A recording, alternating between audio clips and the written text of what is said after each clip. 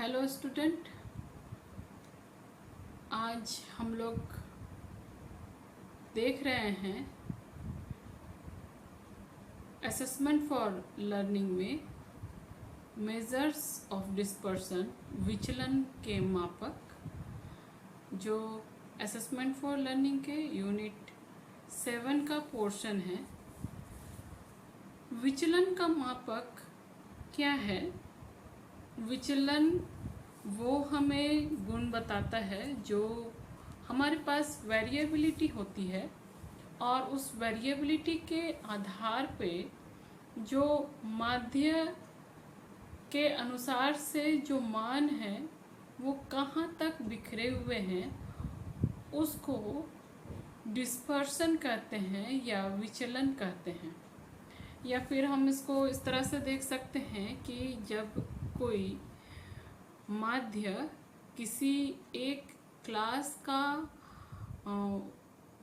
प्रतिनिधित्व करता है, किसी एक क्लास के बारे में बताता है, तो वो माध्य बताने वाली वो संख्या है जो केवल माध्य के बारे में बताता है, और उस माध्य के द्वारा हम उस पूरे सीरीज में जितने भी नंबर हैं उसके बारे में जान पाते हैं। माध्य के साथ साथ हम उस आंकड़ा जो कि हमारे पास सीरीज के रूप में है, हमारे पास उपलब्ध है, उसमें जो फ्रीक्वेंसी डिस्ट्रीब्यूशन किया हुआ है उसके आकार के बारे में भी हम लोगों को जानने को मिलता है, और सही परिणाम तक इसके द्वारा, इस सीरीज के द्वारा, या फिर कह सकते हैं इस विचलन के द्वारा हम ये जान सकते हैं कि पूरे सीरीज में जितने भी नंबर हैं वो माध्य से, मीडियन से कितनी दूरी पर स्थित हैं, सारे नंबर कितनी दूरी पर स्थित हैं, और सारे नंबर एक दूसरे नंबर से कितने छोटे और कितने बड़े हैं, और इस विचलन की दूरी को ही विस्तार, बिखराव या अपकिरण कहते हैं, या फिर विचलन कहते हैं, या फिर इसको इंग्लिश में डिस्पर्शन कहते हैं। जो हमें वेरिएबिलिटी, जो हमारे पास आंकड़े रहते हैं उसके हर नंबर के बारे में और हर नंबर का एक दूसरे से दूरी के बारे में और हर नंबर के बिखराव के बारे में बताता है, उसको ही विचलन कहते हैं, उसको ही डिस्पर्शन कहते हैं। यहाँ पे जो डिस्पर्शन है वो इसलिए यूज़ किया जाता है कि हमारे सीरीज़ में जितने भी नंबर है, सबसे पहली बात कि वो एक दूसरे से कितनी दूरी पर स्थित है इसके बारे में जान लिया जाए, और जो भी सीरीज़ हमारे पास है या जो भी हमारे पास आंकड़े हैं उससे एवरेज ऑफ डेविएशन या एवरेज ऑफ सीरीज़ के बारे में या फिर उसके औसत के बारे में जानकारी मिले, इसके बारे में जानकारी हमें इस बात से मिलती है।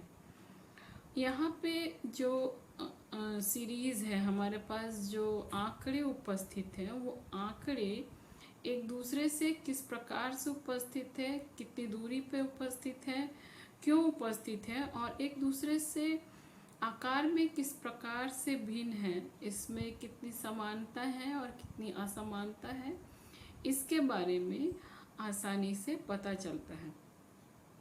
यहाँ पे अगर देखें तो उसमें कितनी अधिक समानताएं हैं और कितनी समानताएं नहीं हैं, इसके बारे में भी इस विचलन से या इस डिस्पर्सन से, जो कि हमारे आंकड़े में मौजूद है, जो कि सीरीज़ में सेट किया हुआ है, और उसके आंकड़े में डिफरेंसेस को बताता है।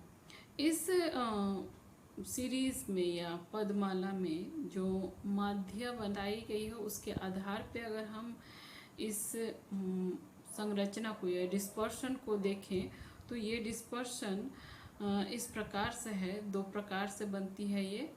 सबसे पहली है कि माध्य अगर समान है और उसकी संरचना सेम है। मान लीजिए अगर हमारे पास आंकड़े 2 या 3 कैंडिडेट का है और वो 5 दिन काम करता है या 6 दिन काम करता है, 7 दिन काम करता है, और 7 दिन में अगर तीनों का काम करने का औसत 1 आता है, माध्य जो है वो 1 आता है, लेकिन वो जो कमा रहा है 7 दिन, उसको कमाने में डिफरेंसेस दिख रहा है, तो ये संरचना जो है वो अलग हो रहा है।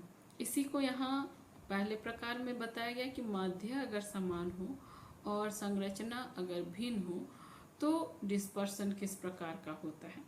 दूसरी बात, दूसरा प्रकार इस तरह से है कि अगर मीन औसत भिन्न हो और संरचना समान हो तो उसका डिस्ट्रीब्यूशन किस प्रकार से होता है।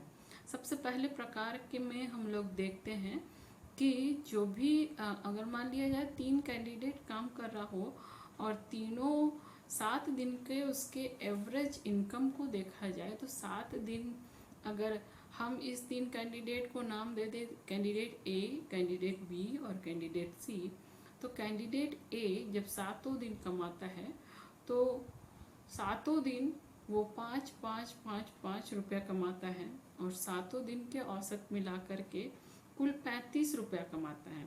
और ये 35 रुपया 7 दिन कमाता है तो 7/35, तो हमारे पास औसत निकलता है 5 रुपया, मतलब वो औसतन 5 रुपया कमा रहा है।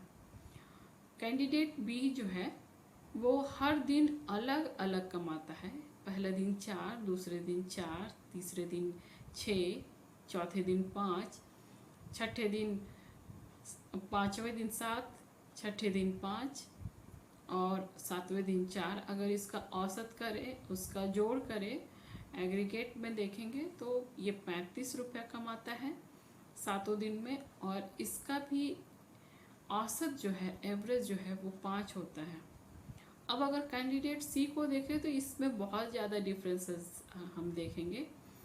पहले दिन 1 रुपया, दूसरे दिन 9 रुपया, तीसरे दिन कोई भी आमदनी नहीं होती है उसकी, चौथे दिन कोई भी आमदनी नहीं होती है, 5वें दिन 12 रुपया, छठे दिन 13 रुपया और 7वें दिन फिर कोई आमदनी नहीं होती है। अगर इसका टोटल देखा जाए तो हमारे पास आता है 35 रुपया, और अगर इसका औसत देखा जाए तो यहाँ हमारे पास आता है औसत में 5 रुपया। अगर तीनों के वेरिएशन या तीनों के कमाने का रेट देखा जाए हर दिन के हिसाब से तो तीनों अलग अलग है। अगर इसी को हम लोग अगर एक रेखा में दिखाएं तो तीनों का अलग अलग तरीके से स्थिति जारी है, जिसको हम लोग बिखराव के रूप में देख सकते हैं। और यहाँ पे ये सबसे पहला कंडीशन है। दूसरे कंडीशन में है कि अगर मान लिया जाए, दूसरा कंडीशन ये कहता है कि माध्य भिन्न हो और उसकी संरचना अलग अलग हो। माध्य भिन्न हो और उसकी संरचना अलग अलग हो तो उसमें कहता है कि 3 कैंडिडेट है, कैंडिडेट ए, कैंडिडेट बी और कैंडिडेट सी। अगर तीनों का एक जैसा, इसकी संरचना जो कि सेम है, तीनों का एक जैसा इनकम हो, मान लिया जाए कैंडिडेट ए है, हर दिन 5 रुपया कमा रहा है, तो इसका मान लीजिए 4 दिन कमाता तो 4 दिन का औसत टोटल जो है 20 रुपया कमाएगा, और 4 से इसको जब भाग देंगे तो इसका मीन जो है वो 5 होगा, औसत जो है वो 5 होगा। कैंडिडेट बी जो है चारों दिन 8 रुपया कमाएगा, और 8 रुपये के हिसाब से भी अगर इसका औसत देखा जाए तो इसका औसत जो है वो 8 रुपया, हर दिन का 8 रुपया। और कैंडिडेट सी 9 रुपया के हिसाब से अगर रोज़ कमा रहा है तो इसका औसत जो है वो 9 रुपया है। अगर देखेंगे इस दूसरे कंडीशन में कि इसकी संरचना सभी में सेम जा रही है लेकिन औसत में डिफरेंसेस है।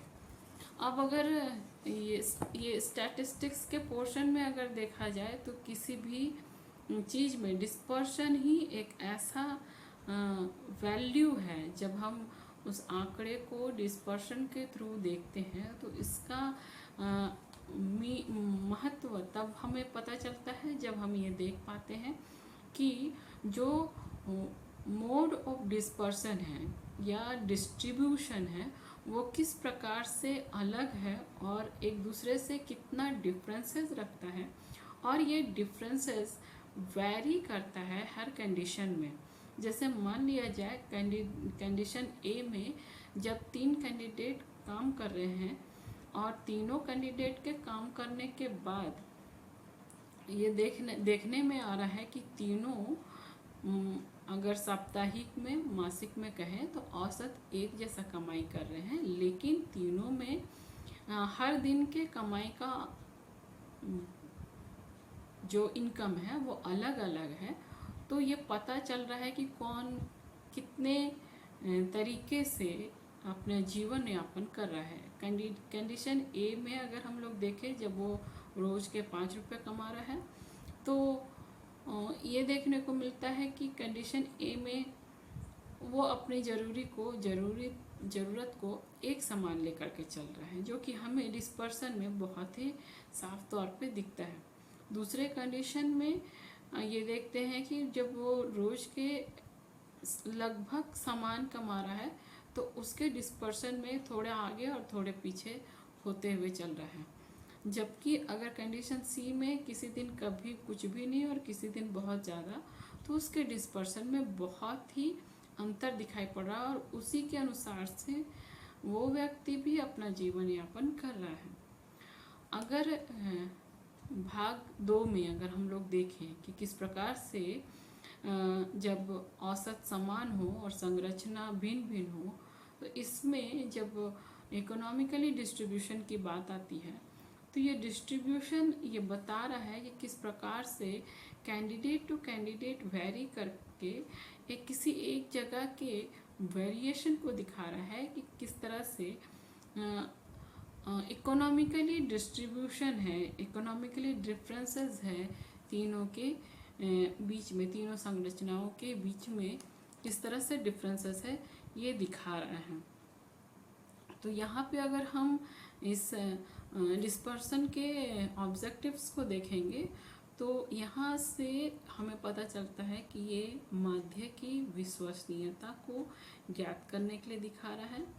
इसमें 2 तथ्यों की तुलना हो पाती है और इसमें जो डिस्पर्शन है, या फिर कह सकते हैं कि जो डिस्पर्शन है उसको नियंत्रित करने का उद्देश्य होता है और इसके द्वारा सांख्यिकी के आधारों का माप किया जा सकता है। तो यहाँ पे डिस्पर्शन जो है उसको ज्ञात करने के लिए बहुत सारी विधियाँ हैं, मेथड्स ऑफ डिस्पर्शन बहुत सारे हैं और इसको 2 भागों में बांटा गया है। पहला है मेथड्स ऑफ लिमिट, जिसके अंतर्गत पहला आता है रेंज, दूसरा आता है इंटर क्वार्टरलाइन रेंज, तीसरा आता है परसेंटाइल रेंज, और फिर आता है मेथड्स विचलन माध्य विधि, मेथड्स ऑफ एवरेज डेविएशन, जिसमें पहला आता है मीन डेविएशन माध्य विचलन, दूसरा आता है क्वार्टरलाइन डेविएशन चतुर्थक विचलन, और तीसरा आता है स्टैंडर्ड डेविएशन प्रमाप विचलन। तो सबसे पहले हम लोग विस्तार देखेंगे, रेंज।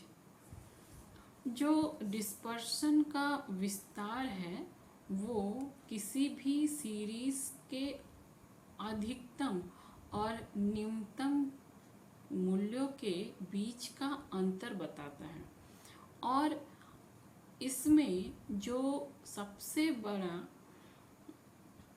पद है या सबसे बड़ा सीरीज में जब हम एक आंकड़े को सीरीज में असेंडिंग ऑर्डर या डिसेंडिंग ऑर्डर में सजा देते हैं तो उस आंकड़े का सबसे अधिक वैल्यू रखने वाला नंबर से जब हम उस आंकड़े के सबसे कम वैल्यू वाले नंबर से घटा देते हैं तो जो नंबर हमें प्राप्त होता है उसी को उसका रेंज कहते हैं। अगर हम इस रेंज को किसी डिस्ट्रीब्यूशन में सम्मिलित करके छोटे से छोटे और बड़े से बड़े वैल्यू का जो डिफरेंसेस है उसको विस्तार के रूप में देखते हैं। अगर देखा जाए तो किसी क्लासरूम में सबसे छोटा स्टूडेंट जो है उसका लंबाई जो है 150 सेंटीमीटर है और जो सबसे लंबा स्टूडेंट है उसका ऊंचाई जो है वो 170 सेंटीमीटर है। तो अगर हम 170 से 150 को घटा देंगे तो हमारे पास जो नंबर प्राप्त होगा वो 20 सेंटीमीटर होगा। तो उस क्लासरूम के फैलाव का जो रेंज है वो 20 सेंटीमीटर तक जाएगा। विस्तार या फिर कह सकते हैं कि विचलन का विस्तार का सबसे सरल मापन इसी तरह से किया जा सकता है, लेकिन इसमें एक सबसे बड़ा दोष यह है कि इसमें केवल एक्सट्रीम वैल्यू से ही देख करके हम इस रेंज को या इस फैलाव को तय करते हैं और इस तरह से वो केवल एक ही पद के विस्तार को प्रभावित कर पाता है। यहाँ पे अगर हम इस तरह के एग्जाम्पल में अगर देखें तो क्लास के सबसे छोटे स्टूडेंट को जिसकी लंबाई 100 सेंटीमीटर है और उसका विस्तार 20 सेंटीमीटर से बढ़ के 70 सेंटीमीटर हो जाता है। अगर हम 50 के बदले में 100 कर दें तो 70 से बढ़ कर के 20 से बढ़ कर के 170 सेंटीमीटर हो जाता है। तो ऐसी परिस्थिति में अनुकूलता के अनुसार विस्तार का प्रयोग करना अनुचित रहता है। अगर हम देखें अगर डिस्ट्रीब्यूशन अलग अलग तरीके के हो रहा है तो उसमें विचार करना ठीक नहीं है। विस्तार को निकालने के लिए अगर हम रेंज के द्वारा विस्तार को निकाल रहे, डिस्पर्शन को निकाल रहे हैं, विस्तार को निकाल रहे हैं, तो हमारे पास जो फॉर्मूला आता है R = m1 - m0। यहाँ पे R जो है रिप्रेजेंट रेंज है, m1 रिप्रेजेंट मैक्सिमम वैल्यू अधिकतम वैल्यू है और m0 जो है वो हमारे पास रिप्रेजेंट मिनिमम वैल्यू है। इसको हम लोग ऐसे देख सकेंगे। यहाँ पे आप देख सकते हैं विस्तार रेंज जो है हमारे पास R1 यहाँ देखिए R रेंज जिसको हम m1 - m0 से दिखाए हैं। ये जो R है रिप्रेजेंट रेंज को कर रहा है, विस्तार को कर रहा है। यहाँ पे m1 जो है रिप्रेजेंट मैक्सिमम वैल्यू, जो अभी मैंने कहा कि आंकड़ों में उपस्थित जो सबसे ज़्यादा वैल्यू रहता है उसको m1 कहा गया है रेंज निकालने के फॉर्मूले में, जिसका अधिकतम मूल्य हिंदी में कहेंगे m0 रिप्रेजेंट मिनिमम वैल्यू, न्यूनतम मूल्य जिसको कहेंगे। यहाँ पे इस फॉर्मूला में हम देखते हैं कि किस प्रकार से ये चलता है। अगर हम इसको एक एग्जाम्पल के द्वारा भी देख सकते हैं। यहाँ पे आप एग्जाम्पल देखिए, एग्जाम्पल जिसमें कि नंबर है 42, 41, 41.2, 41.5, 40, 44.5 और 46।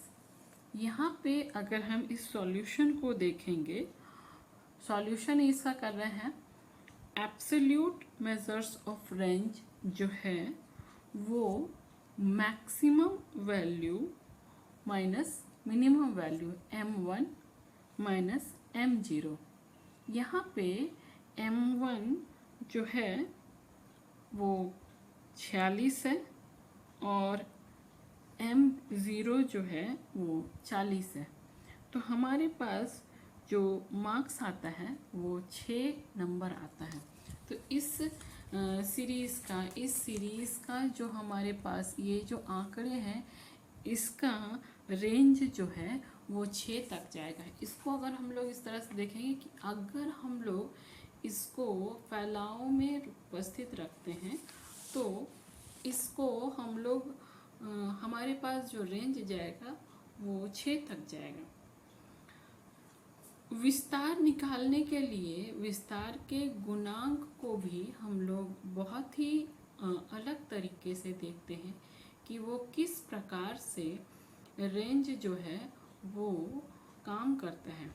विस्तार का जो निरपेक्ष वैल्यू है, एब्सोल्यूट वैल्यू है, वो विस्तार का माप है जिसकी सहायता से श्रेणियों में ठीक से तुलना नहीं की जा सकती है।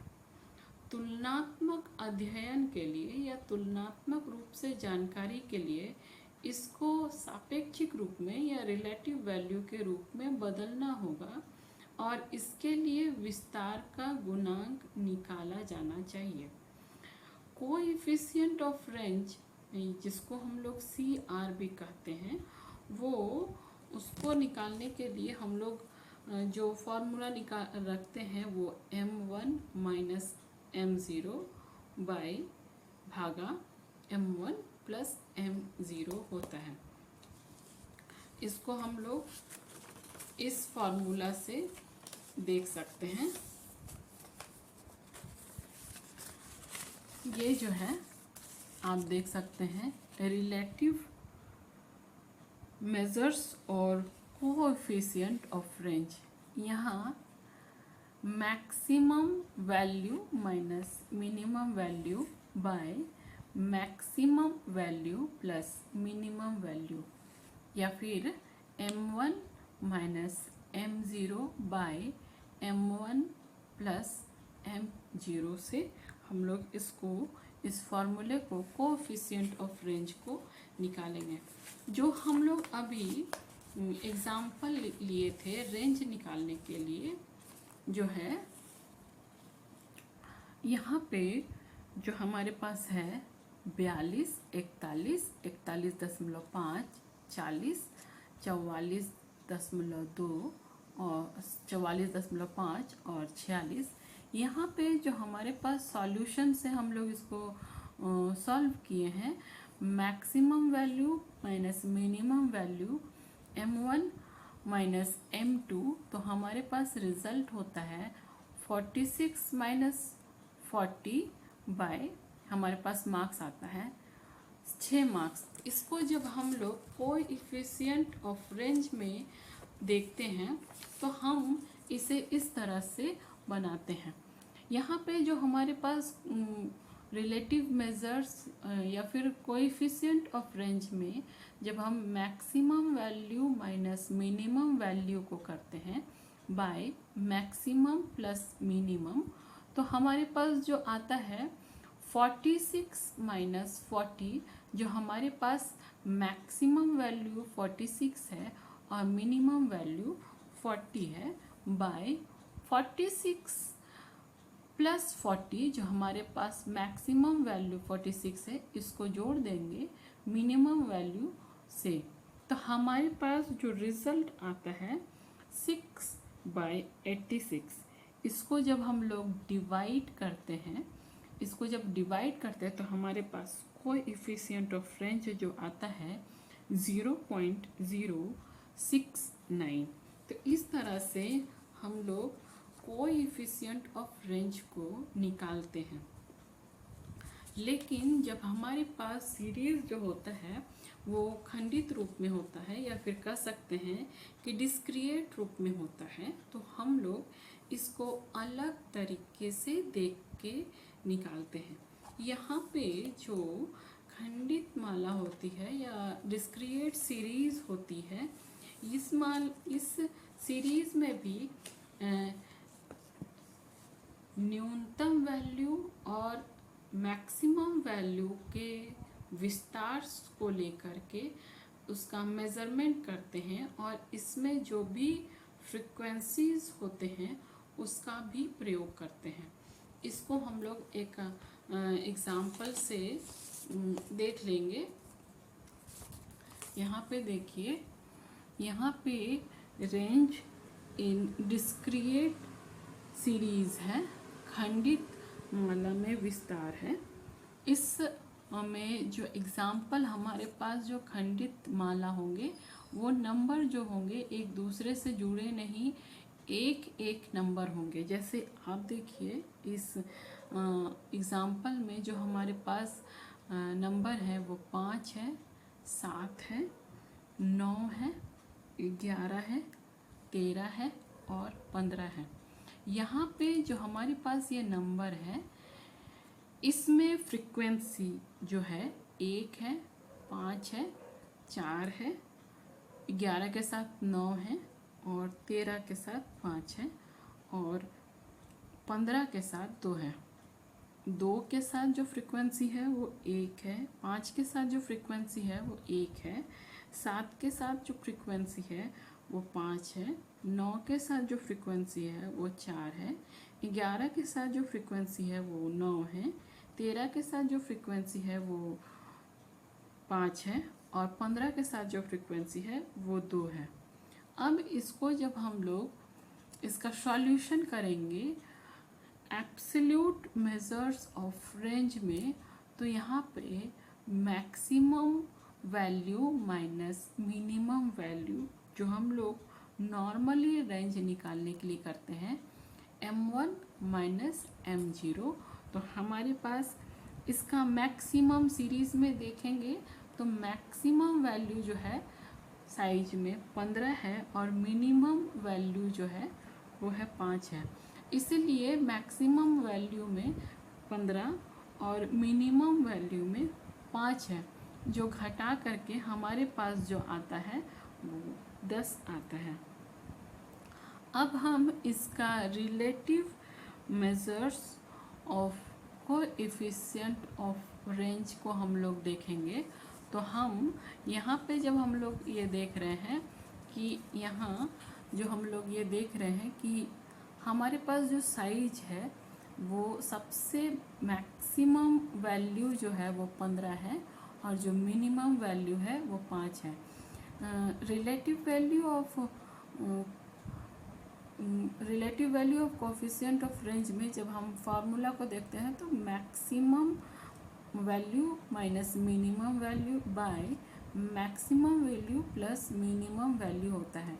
अगर हम यहाँ देखें तो हमारे पास मैक्सिमम वैल्यू 15 है, 15 माइनस 5 बाय 15 प्लस 5, हमारे पास जो आंसर आता है वो 10/20 आता है। जब हम इसको डिवाइड करते हैं तो हमारे पास जो रिज़ल्ट आते हैं वो 0.5 आता है।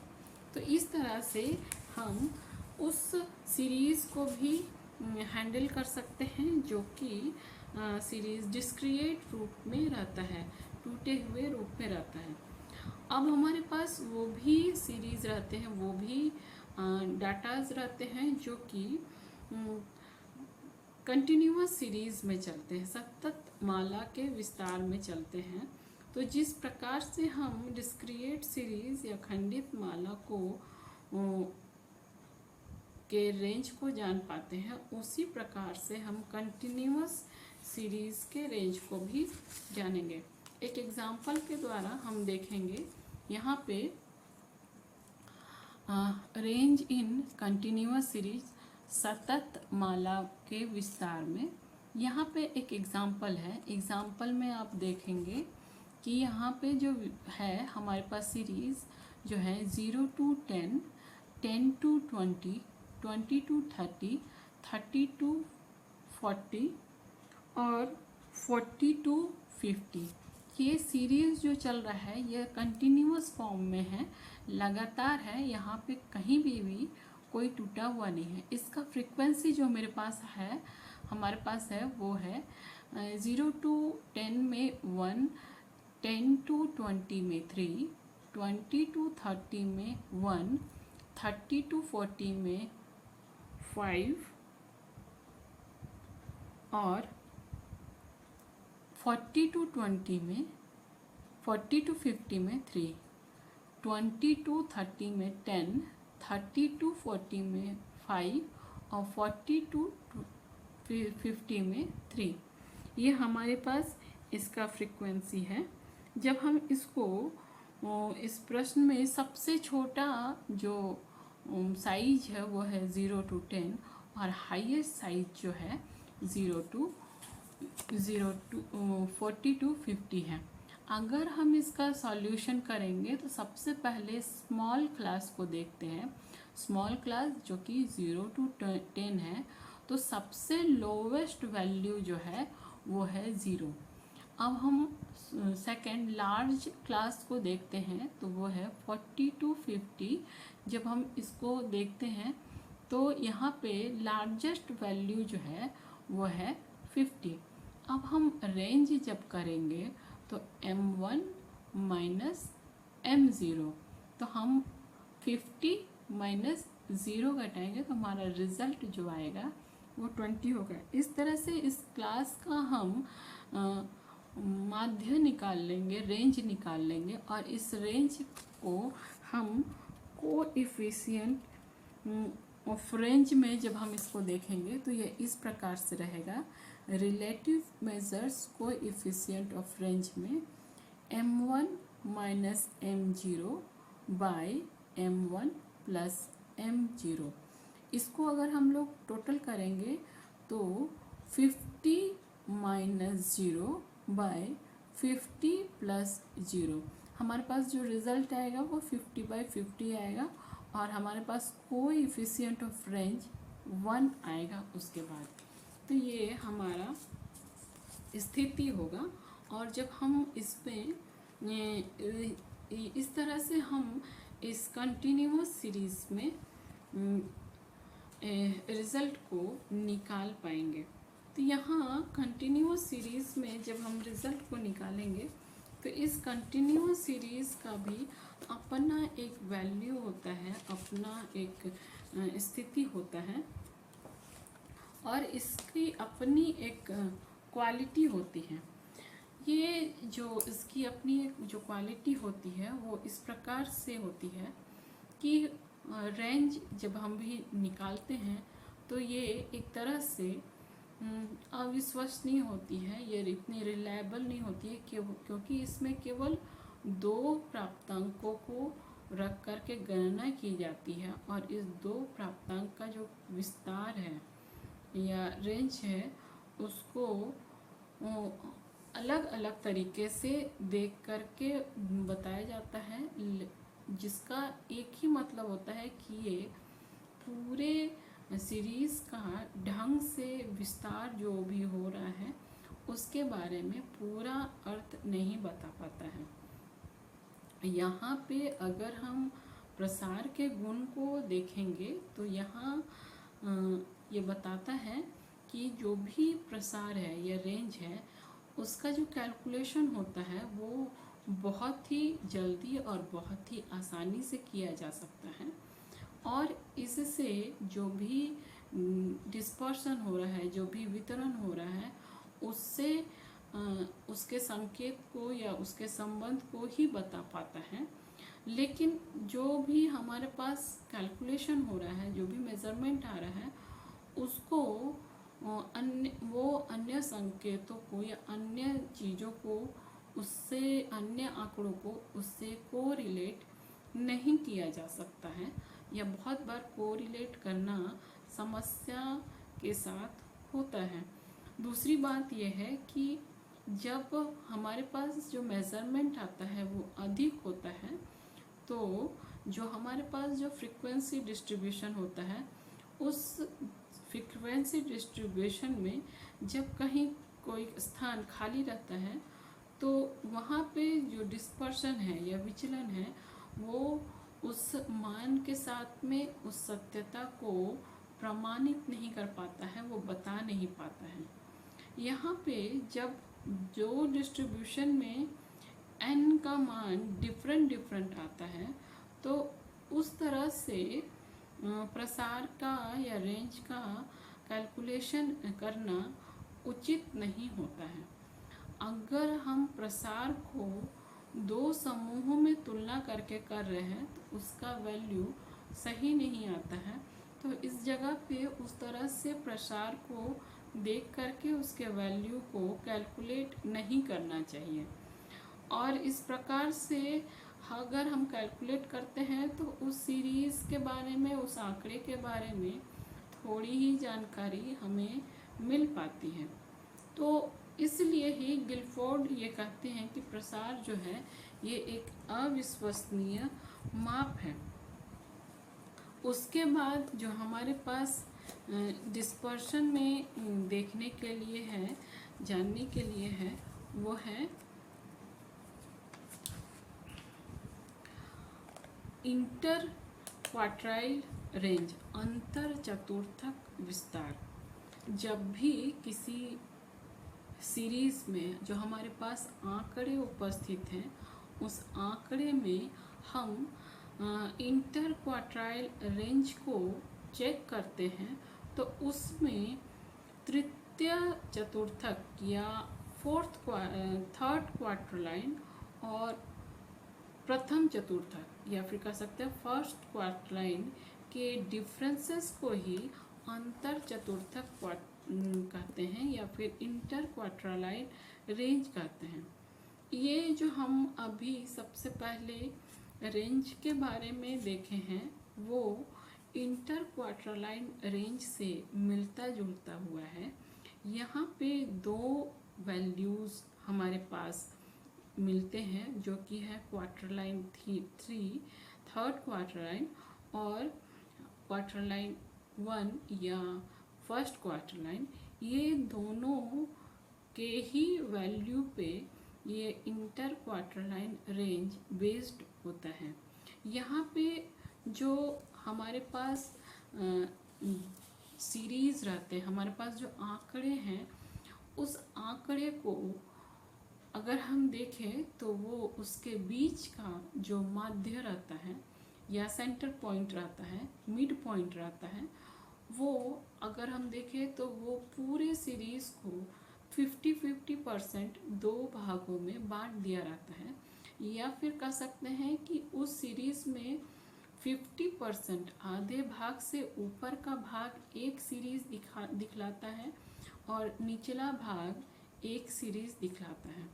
अगर हम इसे भागों में बांटें तो ये हमारे पास कुल मिला के 4 भाग होंगे जिसको हम लोग क्वार्टरलाइन 1, क्वार्टरलाइन 2, क्वार्टरलाइन 3 और क्वार्टरलाइन 4 में बांट सकते हैं।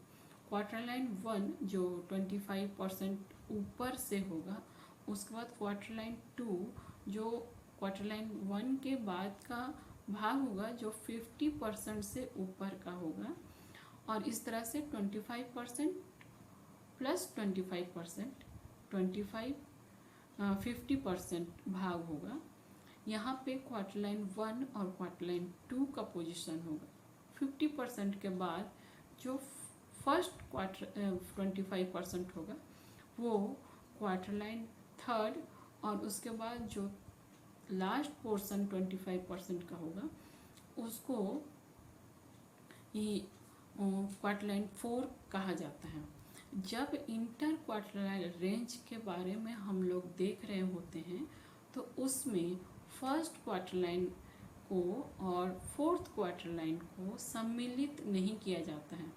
जब भी हम इंटर क्वार्टरलाइन रेंज में देख रहे होते हैं तो उसमें केवल और केवल मात्र फर्स्ट क्वार्टरलाइन रेंज और थर्ड क्वार्टरलाइन रेंज को देखते हैं। यहाँ पे सेकंड क्वार्टरलाइन रेंज और फोर्थ क्वार्टरलाइन रेंज को नहीं लिया जाता है।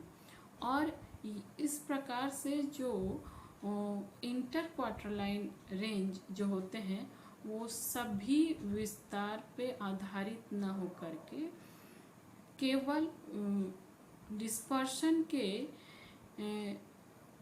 दिखाता है, डिस्पर्शन को दिखाता है। और इस तरह से अगर हम देखें तो इसका जो रूप होता है वो संतोषजनक परिणाम के रूप में हमारे पास नहीं दिखाता है। इसका जो इंटरक्वार्टाइल रेंज को जब हम मेज़र करते हैं तो उसको हम लोग इस प्रकार से करते हैं। इंटरक्वार्टाइल रेंज में Q3 या quartile range, third quartile range minus first quartile range को डिवाइड करने पे मिलता है थर्ड क्वार्टाइल रेंज, जो कि अपर क्वार्टाइल रेंज या थर्ड क्वार्टाइल रेंज होता है, और quartile range 1 lower quartile range या फर्स्ट क्वार्टाइल रेंज होता है। इसको हम लोग एक दूसरे एग्जाम्पल से देख सकते हैं।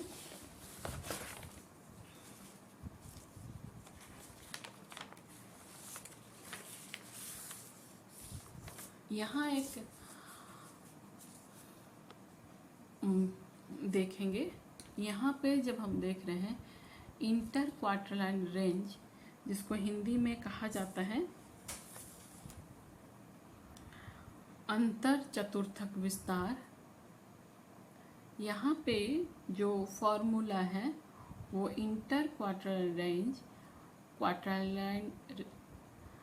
इन क्वार्टाइल थर्ड और minus first quartile third upper quartile range या third quartile Q1 lower quartile range या फर्स्ट क्वार्टाइल। इसको हम लोग एक सीधे से एग्जाम्पल से देख करके समझ सकते हैं। यहाँ पे एक एग्जाम्पल है जो कि हमारे पास जो सीरीज़ आया है वो है 63, 64, 64, 70, 72, 76, 77, 81, 81। अगर हम इस नंबर सीरीज़ में देखें तो हमारे पास टोटल नंबर 1, 2, 3, 4, 5, 6, 7, 8, 9 है। इसको असेंडिंग ऑर्डर में बढ़ते हुए क्रम में सीरीज़ में लगा दिया गया है। सबसे पहले 63 आता है, फिर 64, 64, 70, 72, 76, 77, 81, 81। अगर हम इसको काउंट करेंगे तो हमारे पास टोटल नंबर इस सीरीज़ में है 1, 2, 3, 4, 5, 6, 7, 8, 9। 9 में सबसे मिड पॉइंट में 72 है, जो कि 5th पोजीशन में है। इसके बाएं साइड में और दाहिने साइड में बराबर नंबर है 1, 2, 3, 4, 1, 2, 3, 4। और जो निचला नंबर है उसको लोवेस्ट पोजीशन में रखा गया है, और 72 के आगे का जो है वो हाईएस्ट पोजीशन पे रखा गया है। अब हम अगर इसके लोवेस्ट क्वार्टाइल रेंज को देखेंगे, लोवेस्ट क्वार्टर को देखेंगे और यहाँ अपर क्वार्टर को देखेंगे, तो हम देखते हैं कि इसके मिड पॉइंट, ये 4 के मिड पॉइंट में जो पोजीशन आएगा, 4 के मिड पॉइंट में क्वार्टाइल 1 में हम देखेंगे तो 4 में जो हमारे पास पोजीशन है 64 प्लस 64, इस दोनों को जोड़ करके भाग देंगे 2 से, अर्थात इस दोनों के जोड़ के इस दोनों नंबर के बीच के पॉइंट को निकालने के लिए इस दोनों को और टोटल करके उसको भाग देंगे 2 से। हमारे पास जो आता है 64, या अर्थात कह सकते हैं कि इस दोनों का मिड पॉइंट 64 है।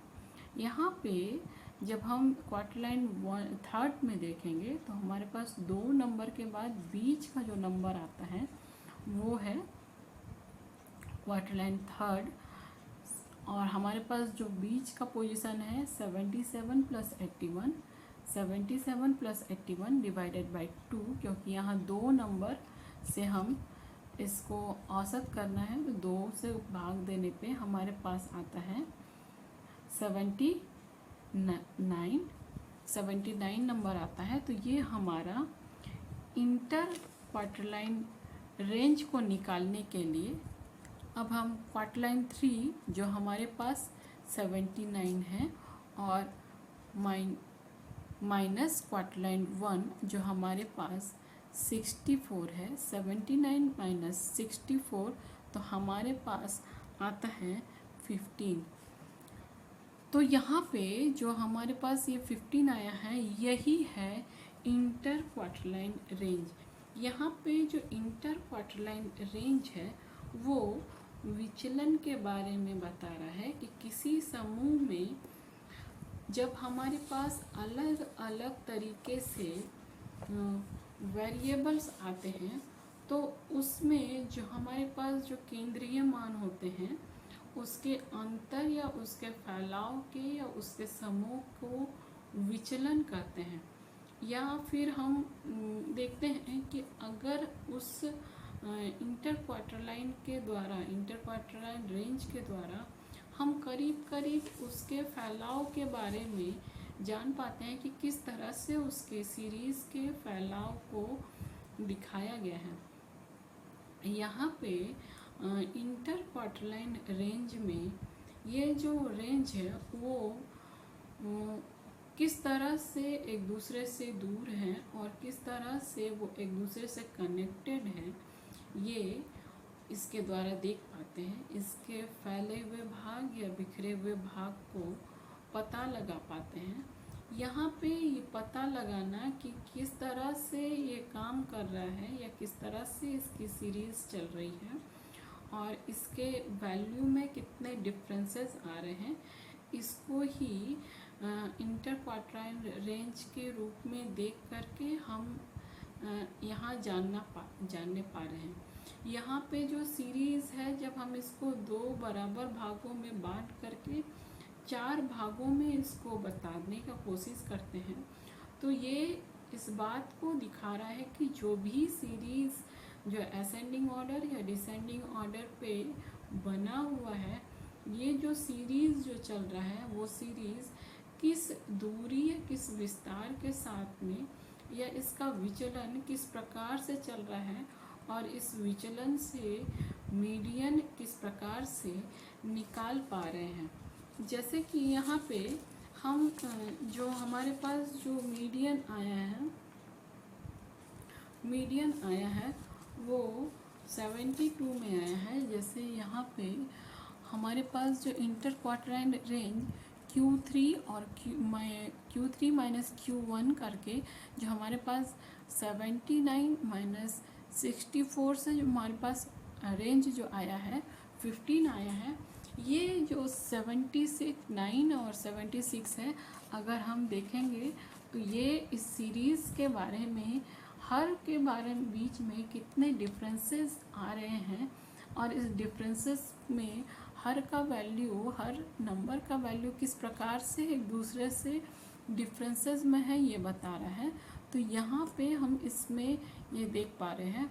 और ये जो 15 नंबर है, ये 15 नंबर ये बता रहा है कि किस प्रकार से इसका रेंज चला हुआ है, किस प्रकार से ये काम कर रहा है। इस रेंज से ही वैल्यू का पता चल पाता है।